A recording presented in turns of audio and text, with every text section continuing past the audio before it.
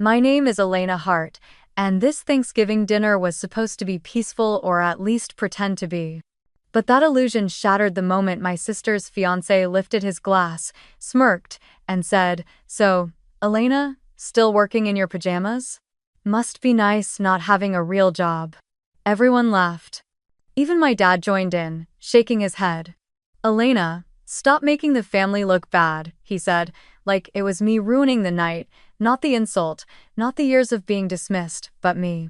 I stayed quiet, letting them talk, until Ethan, the fiancé, bragged about a new deal his company had made with a small tech startup. That's when I smiled, pulled out my phone, and watched every grin at that table disappear. Have you ever been humiliated by the very people who are supposed to be proud of you? Tell me, where are you watching from? And what time is it right now?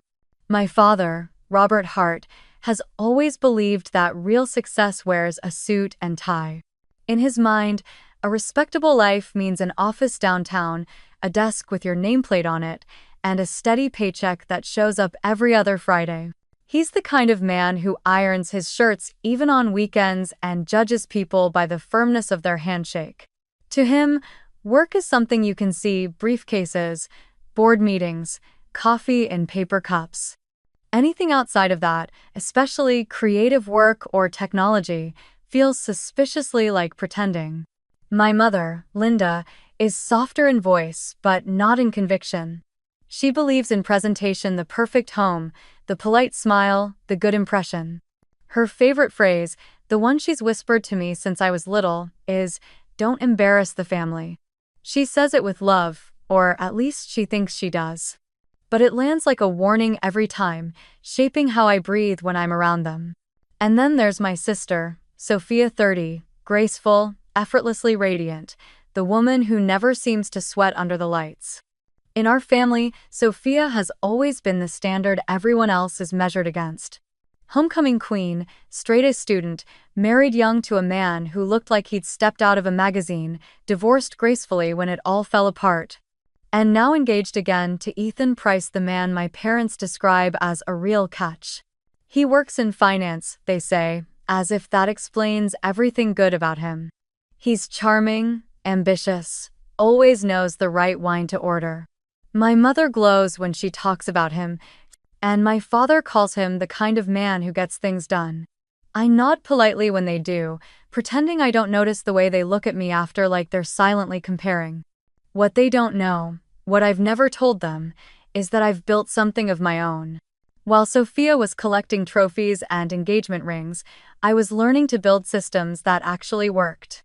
I studied computer science at MIT, then took a leap and started my own company, ClearPoint Analytics. It began in my small apartment, just me and an old laptop, writing lines of code that made more sense to me than any family conversation ever had. Over time, ClearPoint grew quietly. Now, it sells predictive data tools to retail companies, helping them forecast demand, manage inventory, save millions.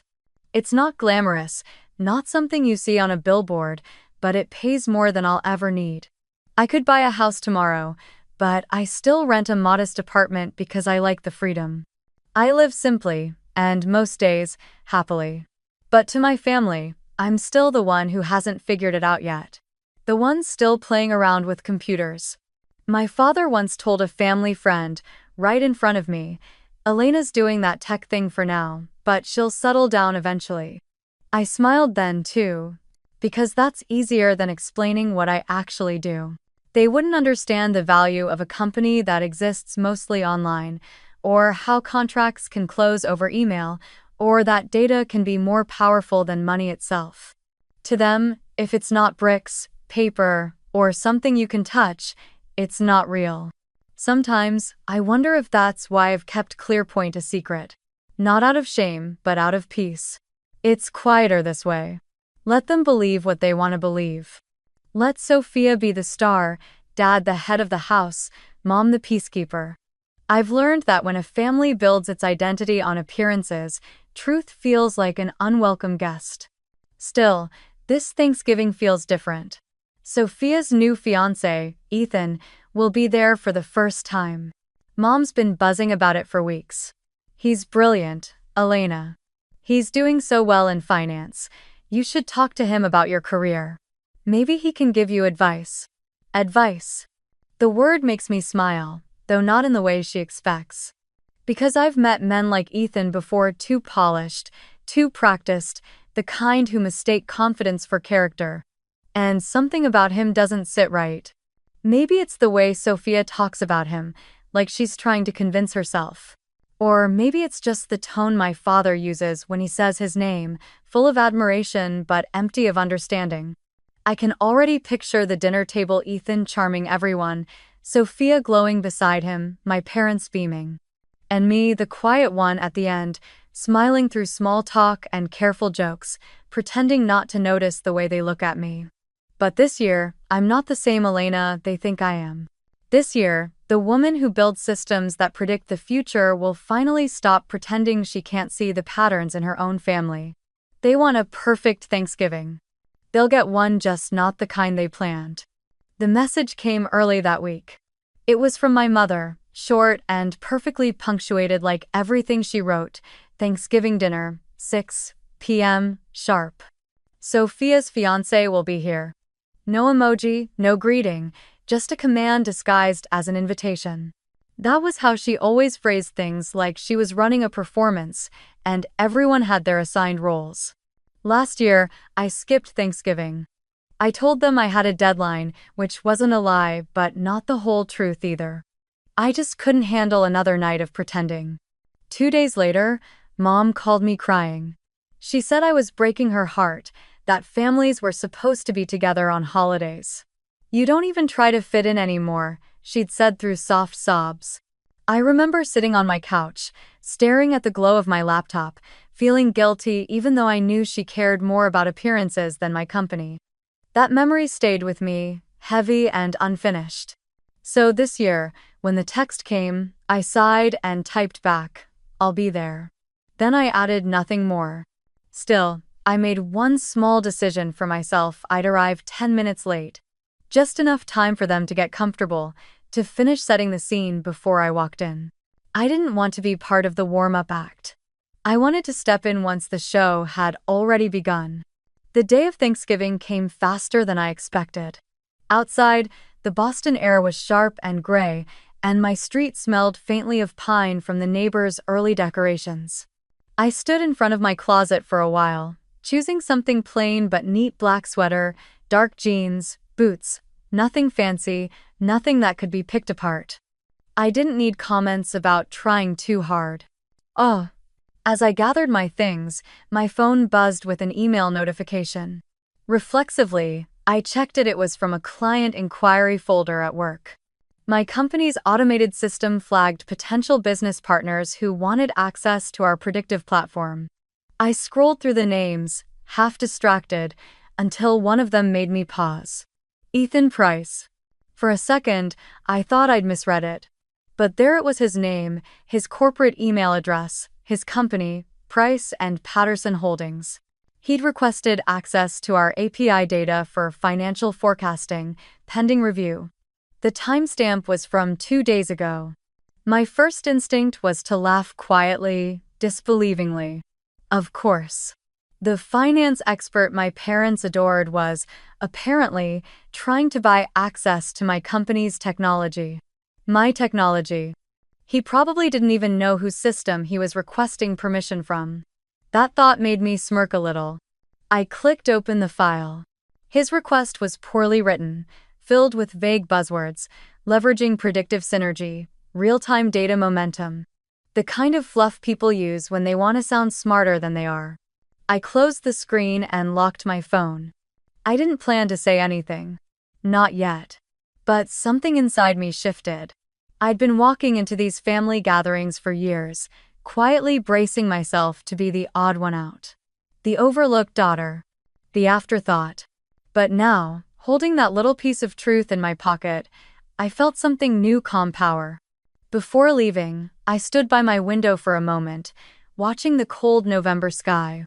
I thought about how my family would be fussing over table settings right now, how Sophia would be arranging her curls, how Dad would be practicing his little speech about gratitude and family unity. And Ethan, he'd be there too, probably straightening his tie, ready to impress everyone with stories about the real business world.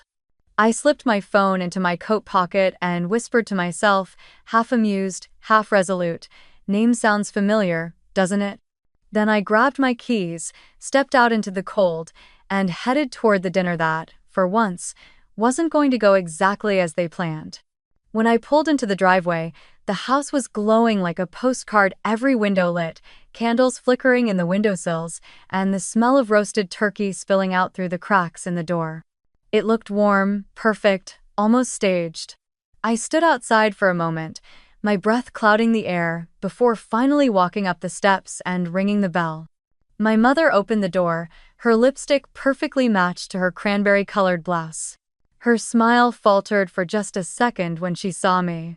"You're late," she said softly, though the edge in her voice was clear. "Traffic," I replied, hanging up my coat. My father appeared behind her, wearing his usual Thanksgiving uniform, a beige sweater, and a look of mild disapproval. "We were about to start," he said, as if the entire meal hinged on my punctuality. The dining room looked like something out of a lifestyle magazine. The table stretched long and gleaming, set with polished silverware, gold-trimmed plates, and crystal glasses that sparkled under the chandelier. A centerpiece of orange leaves, small pumpkins, and white candles ran down the middle.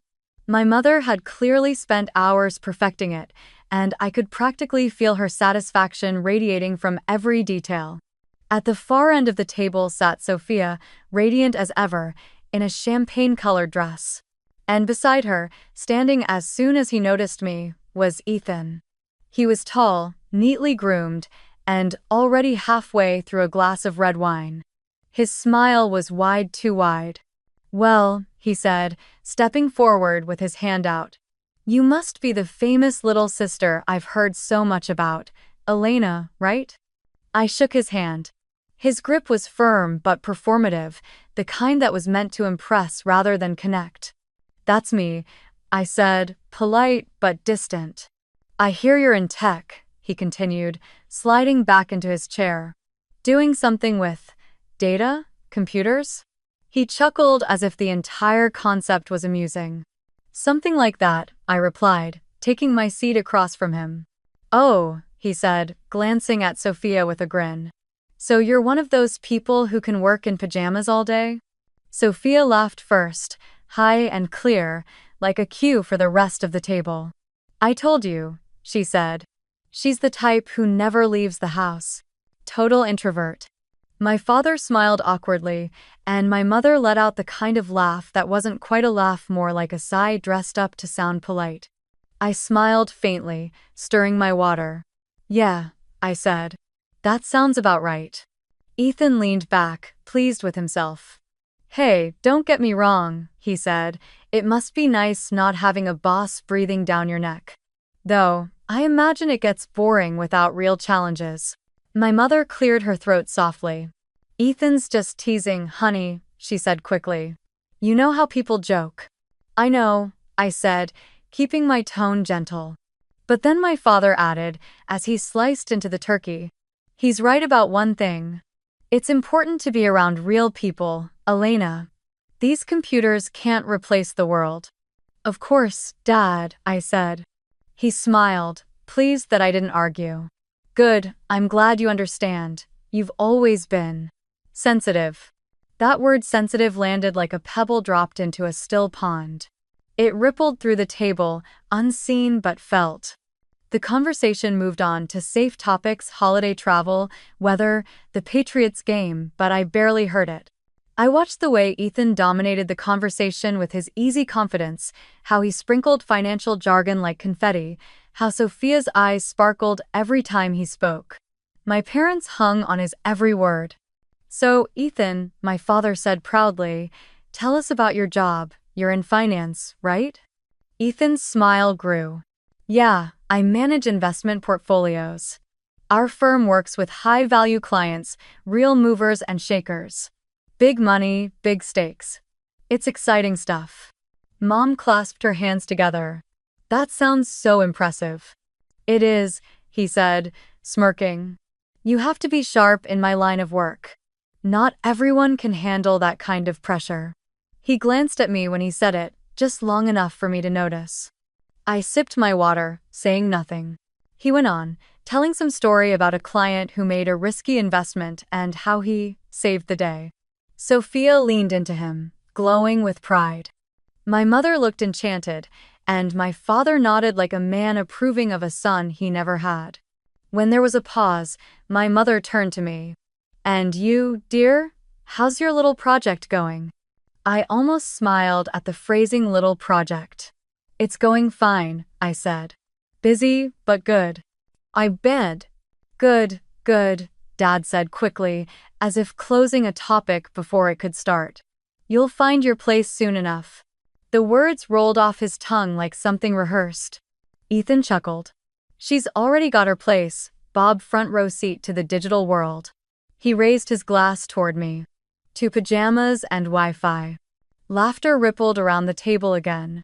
I felt the familiar sting of being the punchline, but I'd grown used to it. I let the moment pass, my face calm, my voice even. Cheers, I said softly, clinking my glass against the air. My mother shifted in her chair. Don't take it the wrong way, Elena. He's just teasing. He doesn't mean anything by it. I know, I said, still smiling. My father looked at me then, that steady, stern gaze that used to stop me mid-sentence when I was a kid. Elena, he said, his voice low but firm. Let's not ruin the evening with tension, okay? You know I hate it when things get uncomfortable during the holidays. And then came the familiar phrase, the one I'd been waiting for since I walked through the door. Don't make the family look bad. It was supposed to sound like advice, but it landed like a command. I nodded once, swallowing down whatever I might have said. Around me, the laughter started up again, warm and hollow, bouncing off the walls of that perfect dining room. I sat back, silent, watching them all, my polished father, my careful mother, my glowing sister, and her perfect fiancé. They looked so proud of themselves, so sure of their little world. And for the first time, I realized I didn't feel like I was sitting at that table. I felt like I was watching it from the outside, waiting for the curtain to drop. Ethan kept talking, the way people do when they believe every sentence they say is a performance worth watching.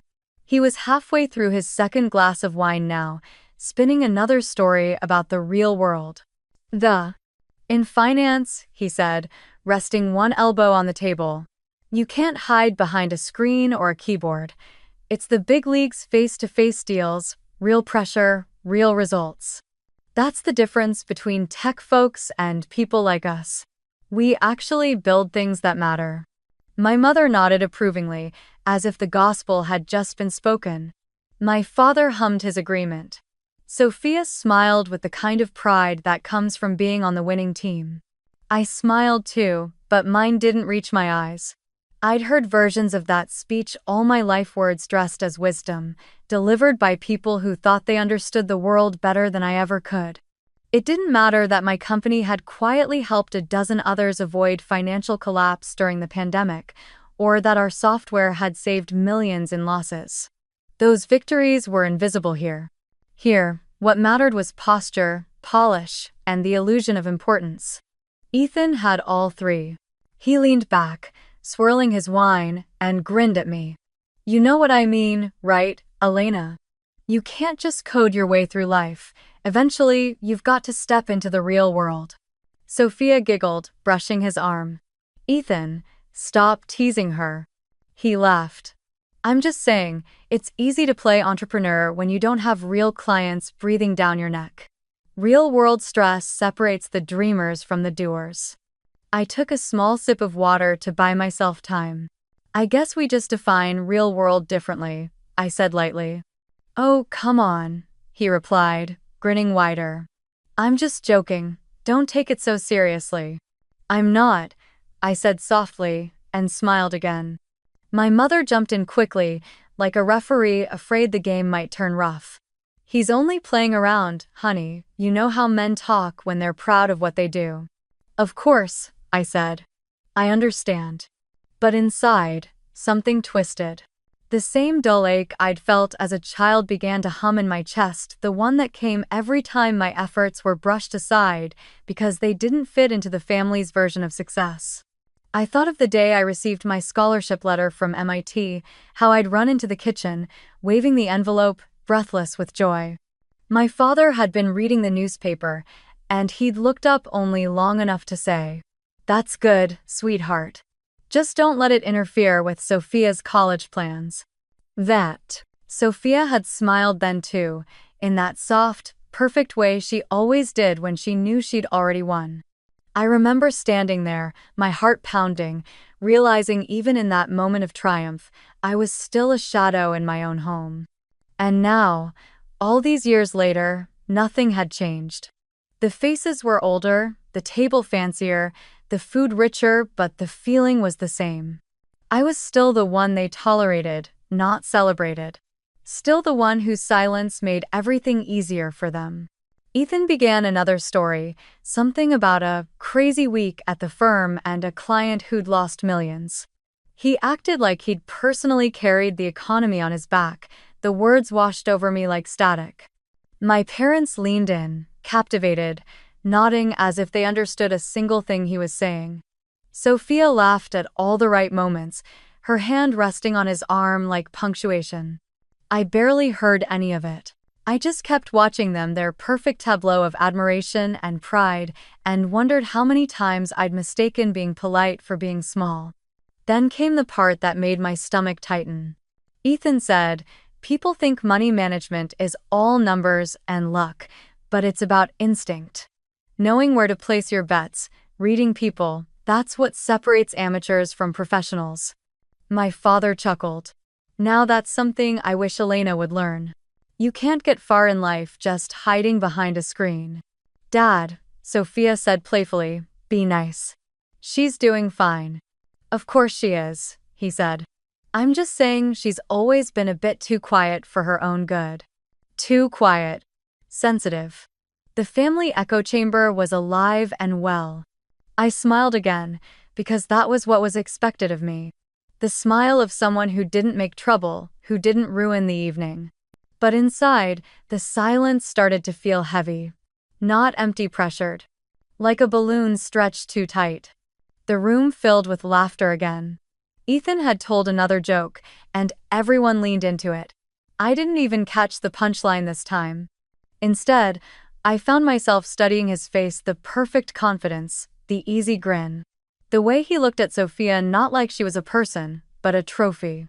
And I thought about the email, his request sitting quietly in my inbox. Ethan Price. Price and Patterson Holdings. Access to my platform. The irony of it was almost too rich. I took another sip of water, steady and slow. Let them laugh, I thought. Let them talk about the real world and success and all the things they think I don't understand. Because soon enough, they would. For now, I just sat there, quiet as ever, smiling the same small smile they'd mistaken for weakness my entire life. They had no idea that behind that silence was the one thing they couldn't see coming: knowledge. And as Ethan raised his glass again to toast to family, I lifted mine too, eyes calm, heart steady, already imagining how different next year's Thanksgiving table was going to look. Dessert had just been served, store-bought pumpkin pie pretending to be homemade, when Ethan leaned back in his chair, wiping his mouth with a linen napkin. He looked perfectly at ease, the king of a small kingdom that didn't realize it was made of glass. "You know," he began, swirling his wine, "our firm just closed a pretty big deal. We're about to partner with a small analytics startup." What was the name again? He snapped his fingers, pretending to remember. ClearPoint Analytics, that's it. Tiny operation, really. Some coding outfit trying to punch above their weight. We're basically doing them a favor. For a second, my body went still. My fork hovered in midair. Across the table, my mother clapped her hands softly. "That's wonderful, Ethan. Always growing, always achieving. I'm so proud of you. Sophia beamed beside him. ClearPoint Analytics, that sounds so techy. I bet they're thrilled to work with you. Ethan chuckled. Oh, definitely. For companies like that, getting our partnership is life-changing. I mean, this is probably the biggest thing that'll ever happen to them. The laughter that followed was light and harmless, at least to everyone else. My father joined in with a low approving hum. See, Elena, he said, gesturing toward Ethan with his fork. This is what I'm talking about. Real business, real accomplishment. You should learn from him. That's a man who's going places. My hand tightened around my glass. The faint clink it made against the table was swallowed by their voices. I took a slow breath, forcing my smile to stay steady. You're right, Dad, I said softly. I think I can learn a lot from him. Ethan smirked, clearly pleased with himself. Hey, I'm happy to give career advice anytime. Maybe I can help you figure out what's next for your tech stuff. Sophia giggled. See? He's such a mentor type. I nodded politely, setting my glass down. That's generous of you, Ethan. He lifted his wine in a mock toast. Always happy to help the next generation of dreamers. The words hung there for a moment, floating over the sound of silverware and polite laughter. My parents looked at him like he'd just given a TED Talk. Sophia looked proud, radiant, invincible. And I just watched them all, my pulse steady but rising. ClearPoint Analytics. My company. My work. My name on every document, every patent, every deal. And there he was, bragging about how he was doing them a favor. I'd built that company from the ground up. I'd stayed up through nights of debugging until dawn, negotiated with clients twice my age, signed contracts he probably couldn't even read without a glossary. And now, he was sitting across from me in my parents' dining room, talking about my company as if it were a lucky charity case. The irony was almost poetic. I caught Sophia looking at me, smiling faintly as if she thought I'd finally been inspired by Ethan's example. My mother's eyes were bright with pride, and my father leaned back in satisfaction, as though his lecture had finally sunk in. For a long, quiet moment, I just let it sit there. The perfect family tableau. The successful son-in-law, the golden daughter, the proud parents, and me, the silent observer, the harmless background character. I almost laughed. Instead, I smoothed my napkin on my lap, looked up, and smiled the calmest smile I'd worn all evening. ClearPoint Analytics. I repeated slowly, as if tasting the name. That's a good company. I've heard they do excellent work. Ethan nodded, his grin smug. Yeah, they're fine. Nothing groundbreaking, but they'll get to brag about partnering with us for years. That's a win for them. My father chuckled approvingly. Exactly. That's how the world works, Elena. Big fish, little fish. You just have to know your place. I turned to him, still smiling, though my voice came out smooth and cool. Oh, I do, Dad. I think tonight made that very clear. He didn't notice the edge beneath the words, but Ethan did. His confident smirk flickered for half a heartbeat, unsure if he'd missed the joke. I picked up my glass again and twirled it between my fingers. Funny thing, though, I said lightly. I've always admired people who believe they're the biggest fish in the pond. It makes it so satisfying when they realize the water's deeper than they thought. Ethan laughed uncertainly, glancing at Sophia. Guess I'll drink to that, he said, forcing a chuckle. Mom smiled tightly, sensing tension she didn't understand. All right, everyone, let's not get philosophical on Thanksgiving, she said quickly. We're celebrating, remember? Of course, I said. We wouldn't want to ruin the perfect dinner. The table relaxed again, chatter returning to normal. I stayed quiet, chewing slowly, tasting every word they'd said as if it were something I had to digest before letting it go. But I wasn't angry, not exactly. What I felt was colder, clearer, because now I knew that I didn't need to defend myself. I didn't need to explain. The truth already existed, it was sitting right there in front of them, and soon it would speak for itself. I looked around the table one more time, the candlelight flickering across their faces, their laughter filling the room like static, and thought to myself, let them enjoy this moment. Because by the time dessert plates were cleared, the smiles they were so proud of would start to fade. No one called that night. No text, no voicemail, no, let's talk about this. Just silence thick and echoing.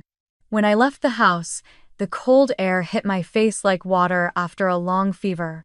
I didn't drive straight home. Instead, I found myself walking along the Charles River, the wind carrying the faint hum of the city, the water reflecting the distant lights like 1,000 small confessions. I tucked my hands into my pockets and let my breath form small clouds in front of me. For the first time all evening, I could breathe freely. But the air didn't taste like victory. It tasted like distance. I replayed the looks on their faces, the confusion, the disbelief, the cracks in my father's certainty, the hurt behind my mother's silence. Sophia's expression lingered the longest. It wasn't anger or humiliation. It was something else, shock, maybe. Or guilt. And Ethan's face, that one, I didn't need to remember. It would fade easily enough, like a cheap print in the rain. People always assume moments like that feel triumphant, that truth landing on the table would come with a burst of satisfaction. But it didn't. The silence that followed me out of that house wasn't power. It was grief. Grief for all the years I spent trying to earn a kind of love that was always conditional, polished, public, and never quite real. The city lights blurred in the water as I walked. My footsteps echoed softly on the path. I thought about how strange it was to expose a truth and still feel small afterward, like I'd ripped open a curtain only to find an empty stage. Days passed quietly. No calls, no messages. Not even a forwarded family recipe or a polite check-in from my mother. I kept working, kept coding, kept showing up for my team meetings on Zoom, my voice even, my posture steady. But the quiet outside the screen felt heavier every night. Then, a week later, a message appeared. It was from Sophia. Can we talk? Just us. I stared at the text for a long time before replying. Sure, name the place. She suggested a small cafe near Beacon Hill, the kind of quiet spot you'd miss if you weren't looking. When I arrived, she was already there, sitting by the window with her hands wrapped around a mug. For once, she wasn't dressed like a magazine cover. No makeup. No carefully curled hair. Just Sophia, pale and tired. When she saw me, she gave a small, uncertain smile. Hey, she said softly. Hey, I replied, taking the seat across from her. For a while, neither of us spoke. The hum of the espresso machine filled the silence. Then she said it barely above a whisper. I'm sorry. I didn't rush to fill the pause. She kept her eyes on the steam rising from her cup. I didn't know about the company, she continued. Or that Ethan was using your name.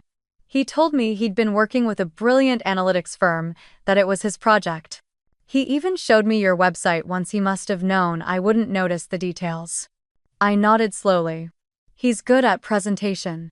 Her laugh came out cracked. Yeah, guess that's the only thing he's good at. She brushed her hair behind her ear, eyes glassy. When you showed that logo at dinner, I felt like the ground just disappeared. Not because you embarrassed him, but because I realized how blind I've been. I wanted him to be someone impressive, someone Dad would approve of. I didn't even see what he was really doing. Her voice trembled on the next word. I'm sorry, Elena. I should have defended you sooner, She stopped, pressing her lips together. I took a slow sip of my coffee before answering. You don't have to apologize for him. I'm not, she said quickly. I'm apologizing for me for believing him. For believing what Mom and Dad always said about you. That you were fragile, that you didn't really know what you were doing.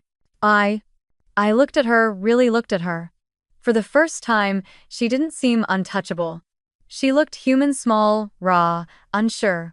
The golden light from the cafe window made her look younger, like the sister I used to share cereal with before school, before the years turned her into someone who had to be perfect to be loved.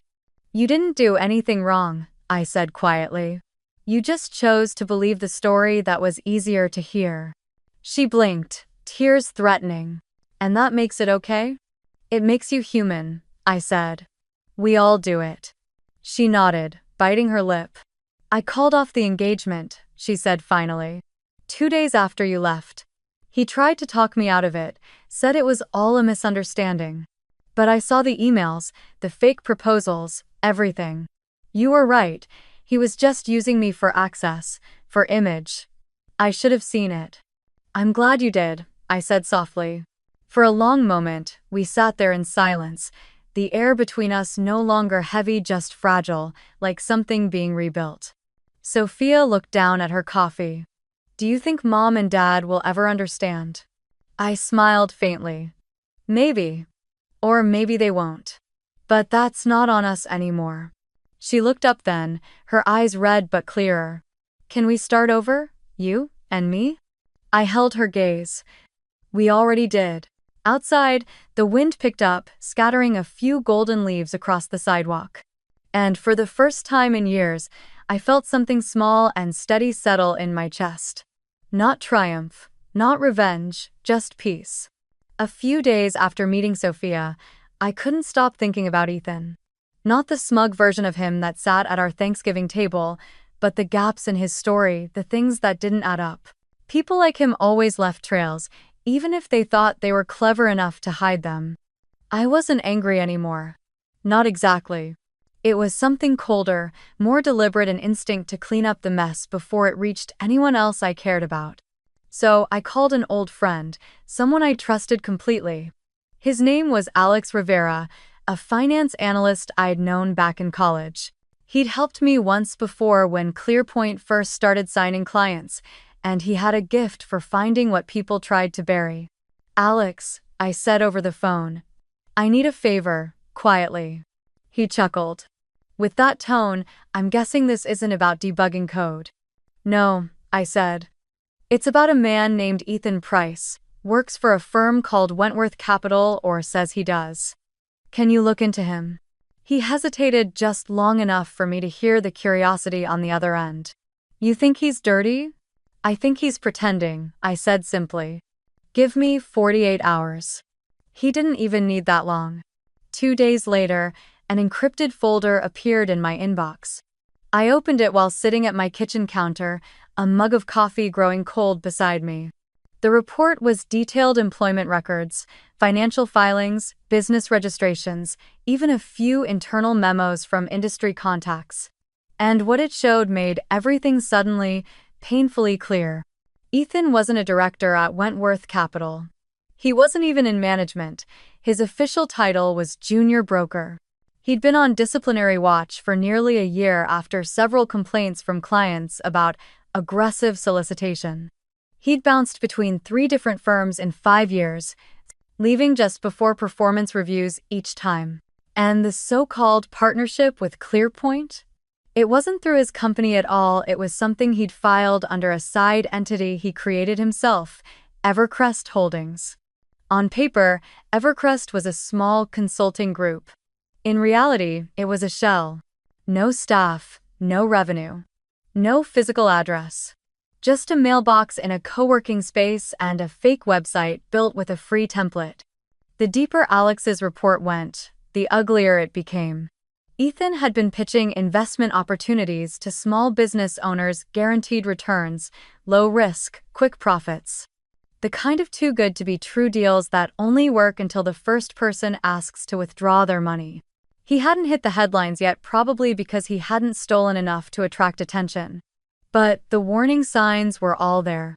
My stomach turned as I scrolled through screenshots of emails and forum posts linked to his name. I didn't need Alex to tell me what it meant. Ethan wasn't successful. He was a con artist in a suit. And he'd been using my family's dinner table as a stage. I sat there for a long time, staring at the screen. I thought about my mother's admiring smile, my father's approving nods, Sophia's soft laughter as she leaned into him. They'd all been hypnotized by his confidence, his charm, the same illusion I'd seen 1,000 times in investors who didn't understand the systems they were buying into. Except this time, the stakes were personal. When I finally called Alex, my voice was calm. "Can you verify everything in this file?" "It's solid," he said. "You planning to do something with it?" "Yes," I said quietly. "But not for revenge. I just don't want anyone else to get caught in it." I hung up and spent the rest of the day compiling everything: emails, registrations, screenshots, every piece of verifiable proof. Then I drafted a letter to the Financial Conduct Authority. It wasn't angry or emotional, just factual, concise, professional. I included my credentials and offered to cooperate if they needed further verification. By evening, I'd uploaded the report to their secure portal. When the confirmation email arrived, I closed my laptop and just sat there, breathing. I didn't feel triumphant. I felt relieved. Ethan's downfall wouldn't make me richer or heal old wounds. But it might save someone else, a family, a young investor, even Sophia, from being trapped in his web again. That was enough. I never told my parents what I did. Not because I wanted to hide it, but because I knew how they'd react. They'd call it unnecessary, say I'd gone too far, or that I should have just let things go for the sake of peace. But peace built on silence isn't peace, it's paralysis. And I was done being paralyzed. That night, I walked down to the Charles River again. The air was colder this time, sharper, but it felt clean. The city lights shimmered over the dark water, and for a moment, I thought about the girl I used to be, the one who kept her head down, who measured her worth by the approval she'd never earn. She would have stayed quiet. She would have forgiven too soon.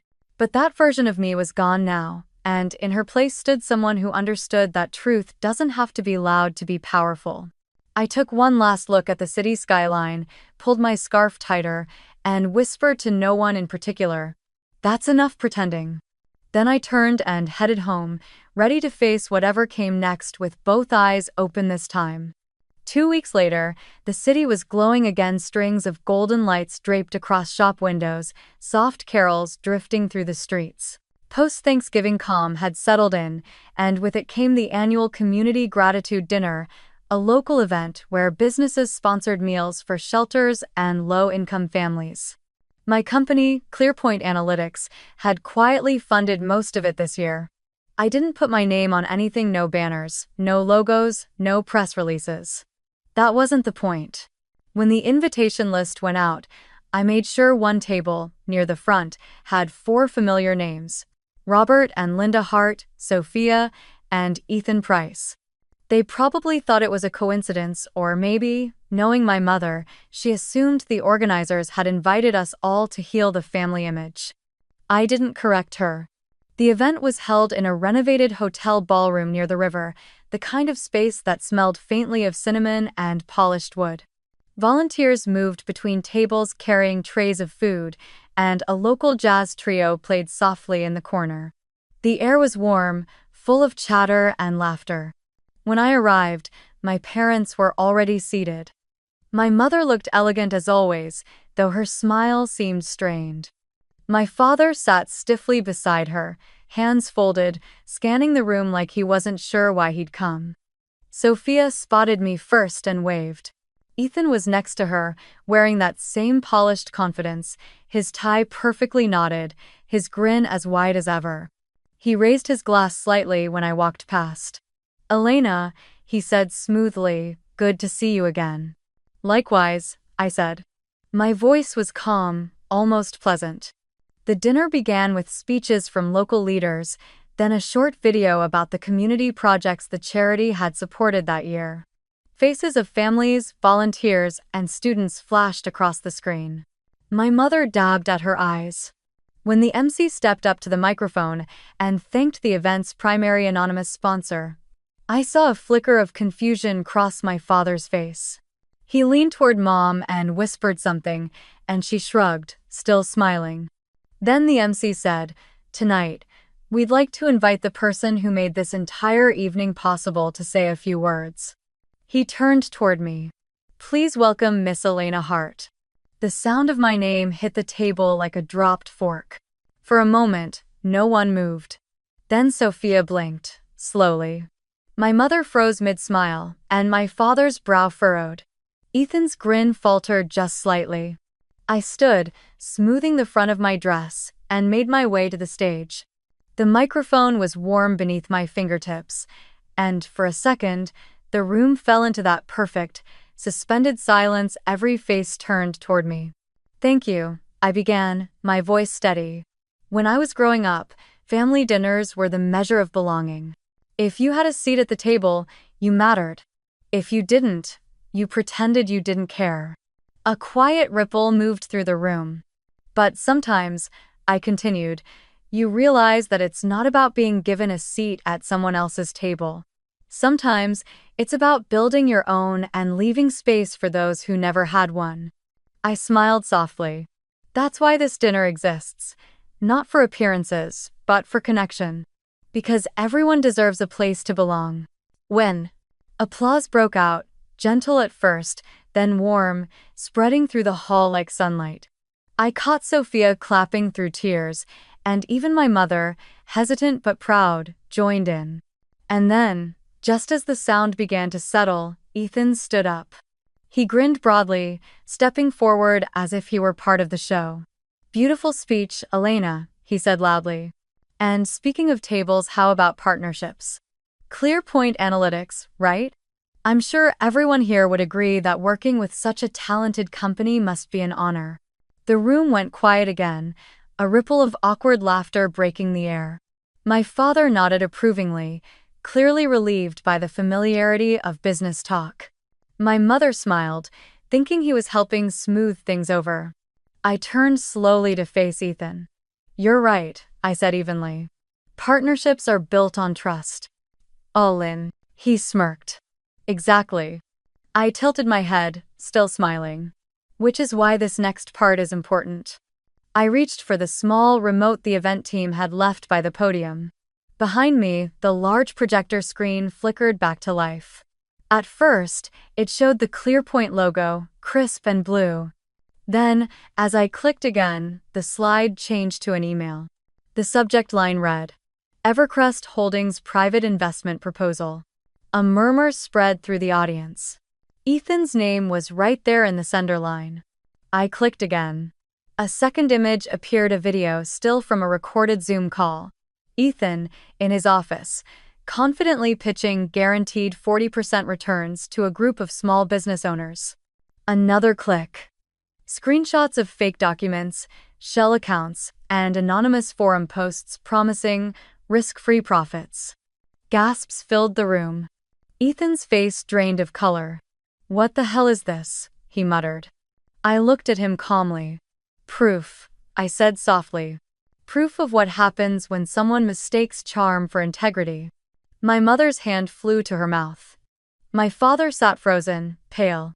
Sophia whispered his name once, then again, her voice cracking. Ethan stammered, You can't just, this is slander." "No," I said. "It's truth.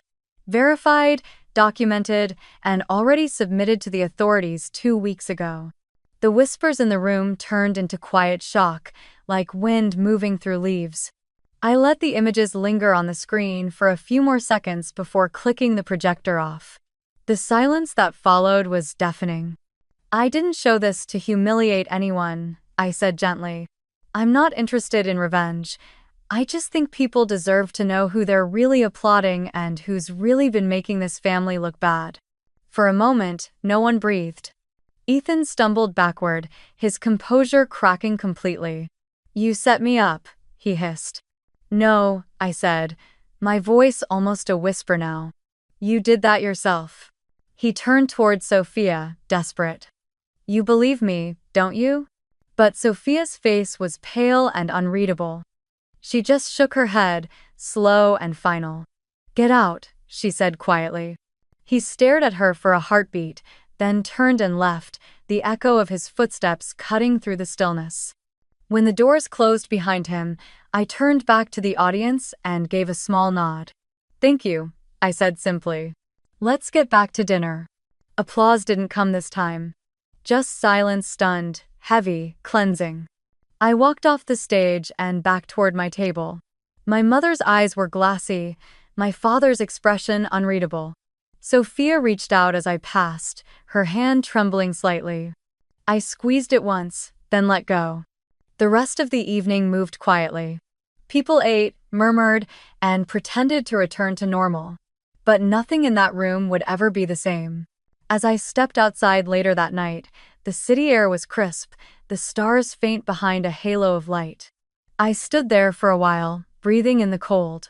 For the first time in my life, I hadn't been afraid to take up space. And though the night was still, I could feel it, the shift, the unraveling, the truth finally standing tall where pretense used to sit. The image of that long, perfect family table flashed in my mind one last time. This time, I wasn't sitting at it. I was standing, building my own. By the end of that month, the story had begun to spread quietly at first, then like ripples in still water. Ethan Price was under official investigation. The financial authorities had confirmed what my report and Alex's documents had already shown: multiple shell companies, falsified client contracts, and a pattern of deceit that had finally caught up to him. He'd been placed on suspension pending a full audit, his firm distancing itself from him as fast as possible. I saw the announcement in a business news brief one morning while sipping coffee at my apartment. It didn't bring me joy, not the way I might have imagined once. It just felt done. Like closing a heavy book you'd been carrying for too long. Sophia called me 2 days later.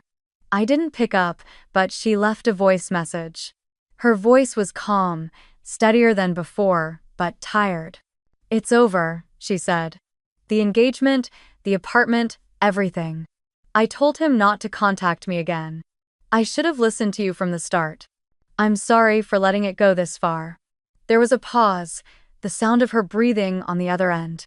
"Thank you, Elena, for saving me from something I didn't want to see." I listened twice, then deleted the message, not out of anger, but because I didn't need to keep it. Some apologies don't need to be replayed to be real. A week later, my phone buzzed again. It was a message from my mother. The kind of message I never thought I'd receive from her. "Elena, I've been thinking a lot. I'm sorry for all the years I made you feel like you had to earn a place that was already yours. I was wrong. Completely wrong. You were never the one who made us look bad. You were the only one brave enough to see the truth. I'm proud of you. I hope we can start again someday." For a long time, I just stared at the screen. My mother, the woman who'd spent her whole life polishing every sentence before she spoke it, had finally written something raw. It wasn't wrapped in excuses or softened with advice. It was simple, imperfect, human. I typed a reply, then deleted it. Then I typed another and deleted that too. In the end, I didn't respond at all. Some things are better left to time. A few days later, my father wrote to me too. No long paragraphs, no emotional flourish, just a short text that said, "I read about the investigation. I'm proud. You did the right thing." The words landed differently than I expected. Not like an apology, but like acknowledgement. Something I hadn't realized I'd been waiting for since I was a child. I didn't answer him either. Instead, I sat on my balcony that night, watching the city lights shimmer across the Charles River. The wind carried a faint smell of pine from the park below, and for once, I didn't feel like I was on the outside looking in. It wasn't peace that I felt, not exactly. Peace is too quiet a word for what it takes to rebuild yourself after years of being unseen. What I felt was lighter than that: space, room to breathe. Sophia and I met for coffee a week later, just like we used to before everything became complicated. She looked different, more herself somehow. No makeup, no posture to impress anyone. Just soft eyes and a tired smile. "Heard from Mom and Dad?" I asked. She nodded. "They're still trying to make sense of it all. I think Mom's been crying a lot." "She'll be okay," I said. Sophia sighed. "You think we'll ever be a normal family?" I smiled faintly. "Maybe not normal, but maybe honest. That's better. She nodded, and we let the silence stretch comfortably between us. For once, we didn't need to fill it. Later that night, I went for a walk down by the river again, the same path I'd taken the night I left that dinner. The air was colder now, the water darker, but the city lights still danced on its surface. I thought about the girl I used to be, sitting quietly at the edge of the family table, trying to laugh at jokes that hurt. I thought about the countless dinners I'd endured where I'd swallowed words instead of speaking them, all to keep the peace that wasn't really peace at all. And then I thought about that night, the way my voice didn't shake, the way truth had finally filled the room, the way silence had become my witness. Some people spend their lives chasing validation. I used to be one of them.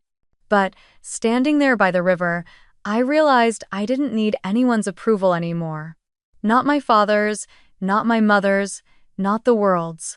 The only thing I'd ever really wanted was stillness, the kind that comes when you stop trying to fit into rooms that were never built for you. I walked until the cold began to bite at my cheeks. Then I stopped and looked back at the skyline, the lights flickering like constellations in motion. Somewhere out there, my family was probably still trying to piece together what had happened, and that was fine. Their lessons would come in their own time. As for me, I finally felt ready to begin again. No more proving, no more shrinking. Just quiet, steady truth. When I got home, I lit a single candle on my desk, the one I'd kept from the charity dinner, engraved with the words, "For those who build their own tables." I watched the flame flicker and thought of all the faces that had looked at me differently now, not out of admiration, but out of understanding. Then I whispered, softly but with certainty, "I don't need to be invited anymore." Ah! And for the first time in my life, that sentence didn't sound like defiance. It sounded like freedom. A month passed. Boston had shifted into that soft, golden phase of winter where the air was cold enough to bite, but the sunlight still carried a little warmth, like an apology. The Charles River had grown quiet, the trees almost bare now, their last few leaves spinning gently onto the water. ClearPoint Analytics was running smoothly, but my attention had turned somewhere else. Something smaller. Something that mattered in a different way. That morning, I stood in the community hall we'd rented for the weekend. Rows of old desks filled the space, each one holding a secondhand laptop we'd repaired and set up. On the whiteboard, in my handwriting, were the words, "Free Tech Workshop for Students Who Dream Bigger." It had started as an idea after the charity dinner, a message that kept echoing in my mind. If I'd spent so many years trying to earn a seat at someone else's table, maybe it was time to build a new one. A table for people who'd been overlooked the same way I once was. Volunteers were setting up the projector, laughing softly as they tested the slides.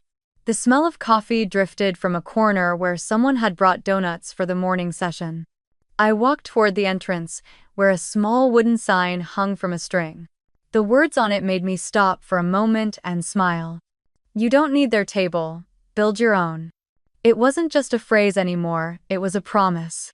Around 10, students began to arrive. Most of them were college kids from low-income backgrounds, some still in high school. They came in with wide eyes, hesitant smiles, and notebooks full of hope.